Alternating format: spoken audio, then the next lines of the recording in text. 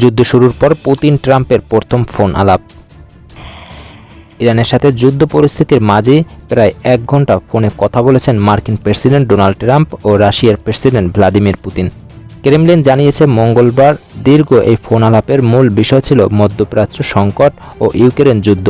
গত ডিসেম্বরের পর এই প্রথম দুই নেতার মধ্যে কথা হলো।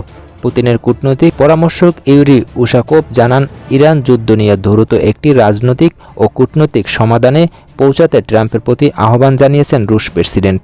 ইরান যুদ্ধের বরাবরই তেহরানকে সমর্থন দিয়ে আসছে রাশিয়া। এছাড়া মধ্যপ্রাচ্যের বর্তমান অস্থিতিশীল পরিস্থিতি নিরসনে দুই দেশের অবস্থান ও সম্ভাব্য পদক্ষেপ নিয়ে দুই নেতার মধ্যে বিস্তারিত আলোচনা হয়। এছাড়া ইউক্রেন যুদ্ধ নিয়ে রাশিয়ার বর্তমান অবস্থান ও সামরিক অগ্রগতির বিষয়েও মার্কিন প্রেসিডেন্টকে অবহিত করেছেন পুতিন। এদিকে আইআরজিসির সদর দপ্তরে ইসরায়েলের হামলার দাবি। ইরানি বিপ্লবী গার্ড আইআরজিসি সদর দপ্তরে আবারও নতুন করে একদফা হামলা চালানো হয়েছে বলে দাবি করেছে দেশটির সামরিক বাহিনী। এক্সে দেওয়া এক বিবৃতিতে তারা দাবি করেছে, বিমান বাহিনী ইরানের বিভিন্ন স্থানে সরকারি সংশ্লিষ্ট কয়েক ডজন স্থাপনায় হামলা চালিয়েছে। এর মধ্যে আইআরজিসির একটি ড্রোন সদর দপ্তরও রয়েছে বলে তারা উল্লেখ করেছে। বিবৃতিতে আরও বলা হয়, এর আগে ওই স্থাপনা থেকে ইসরায়েলের দিকে ড্রোন ছোড়া হয়েছিল।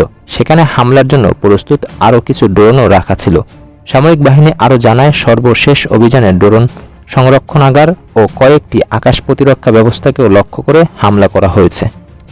এদিকে লোহিত সাগরে 2টি যুদ্ধজাহাজ পাঠাবে ফ্রান্স। ইউরোপীয় ইউনিয়ন ইইউ নৌ মিশন এসপাইডের অংশ হিসেবে 2টি যুদ্ধজাহাজ পাঠানোর ঘোষণা দিয়েছে ফরাসি প্রেসিডেন্ট এমানুয়েল ম্যাক্রো। ফরাসি প্রেসিডেন্ট দাবি করেন, লোহিত সাগর এর আশপাশে অঞ্চলে বাণিজ্যিক জাহাজ চলাচলের নিরাপত্তা নিশ্চিত করতেই এই সিদ্ধান্ত নিয়েছে দেশটি। ইউরোপ সহ বিশ্বের অন্যান্য দেশের সাথে সমন্বয় করে এই মিশন পরিচালিত হবে বলেও জানানো হয়। প্রসঙ্গত 2024 সালে লোহিত সাগর ও আশপাশের সমুদ্রপথে যাতায়াতকারী বাণিজ্যিক জাহাজে হুতি বিদ্রোহীদের আক্রমণ ঠেকানোর উদ্দেশ্যেও শুরু হয়েছিল অপারেশন অ্যাম্পিডাস নামের এই নৌ মিশন। সর্বশেষ ইরানের পাশে থাকার বার্তা পুতিনের, শুভেচ্ছা মোস্তফা খামেনিকে।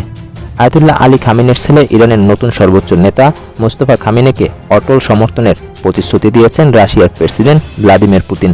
সোমবার এক বার্তায় তিনি তেহরানের প্রতি মস্কোর সংহতি পুনর্ব্যক্ত করেন বলে জানিয়েছে কাতার ভিত্তিক সংবাদ মাধ্যম আল জাজিরা। ইসরায়েল ও যুক্তরাষ্ট্রের বিমান হামলায় বাবা আয়াতুল্লাহ আলী খামেনি নিহত হওয়ার পর ছেলে মোস্তফা খামেনিকে এই পদে আসীন করা হয়। তার এই নিয়োগকে স্বাগত জানিয়ে পুতিন বলেন, আমি তেহরানকে আমাদের অটল সমর্থন এবং ইরানি বন্ধুদের সঙ্গে সংহতির বিষয়টি আবারও নিশ্চিত করতে চাই।